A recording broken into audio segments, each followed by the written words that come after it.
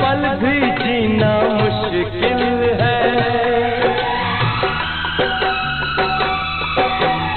जान से भी प्यारा मुझको मेरा दिल है, उसके बिना एक पल भी जीना मुश्किल है। तब मेरी तब क्या दर्द है, दर्द बड़ा बेदर्द है। तब मेरी तब क्या दर्द है, दर्द बड़ा बेदर्द है। कभी मुझको उठाए, कभी मुझको रुलाए, कोई जाए जरा ढूंढ के लाए। न जाने कहाँ दिल खो गया, न जाने कहाँ दिल।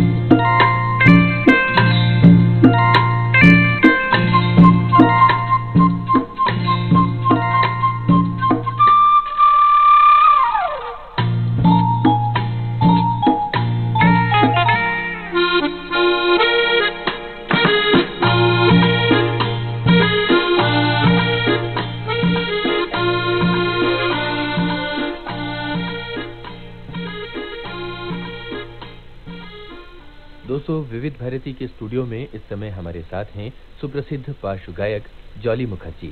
जॉली जी, बहुत स्वागत है विविध भारती के स्टूडियो में। Thank you very much. आप सभी लोगों को मेरा नमस्कार। जॉली जी, ये बताइए कि इन दिनों आप क्या कर रहे हैं? कुछ संगीत से जुड़ा हुआ काम कर रहा हूँ, मगर गाने के अलावा मैं कुछ कंपोजिशन करने की कोशिश कर रहा हूँ। कुछ नए टैलेंट्स को लोगों के सामने पेश करने की कोशिश कर रहा हूँ। कुछ प्राइवेट एल्बम्स कर रहा हूँ, कुछ खुद के गाने बनाने की कोशिश कर रहा हूँ। जॉली जी, हमारे बहुत सारे श्रोताओं को ये जिज्ञासा है कि आप आखिर ये जो गाने की फील्ड है, गायकी की फील्ड है, इसमें आ किस तरह से गए? मैं कभी कभी सच्ची सोचता हूँ कि मैं कैसे आ गया, मगर मेरी शुरुआत हुई थी आर डी बर्मन साहब के वहाँ पर एज ए कोरस सिंगर। सबसे पहला मैं, और मैं मेरी ज़िंदगी में कोई गुरु या किसी से मैंने कुछ सीखा नहीं हूँ, मगर जो भी मैं सीखा हूँ वो फिल्म लाइन में एज ए कोरस सिंगर जो मैं आया था, लोगों को देख के सीखा हूँ, संगीत के अंदर रह के सीखा हूँ। इससे पहले आपने संगीत की कोई औपचारिक शिक्षा नहीं ली थी? नहीं, मैं जैसे कहा मेरा कोई गुरु है नहीं। अच्छा अच्छा।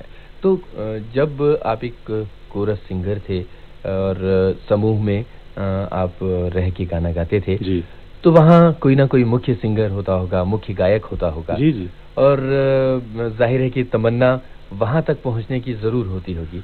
कैसा लगता था उन दिनों? बहुत अच्छा लगता था, क्योंकि मैं पहले ये सोचा था कि शायद इसको हॉबी के हिसाब से रखूँगा, मगर जैसे जैसे दिन गुजरते गए मैं म्यूज़िक में ज़्यादा इन्वॉल्व होता गया, और मुझे काफ़ी चीज़ें वहीं से सीखा मैंने कि किस तरह माइक्रोफोन के सामने वो लोग गाते हैं, कैसे वो लोग अपने सांस को अवॉइड करते हैं, किस तरह वॉइस मॉड्यूलेट करते हैं,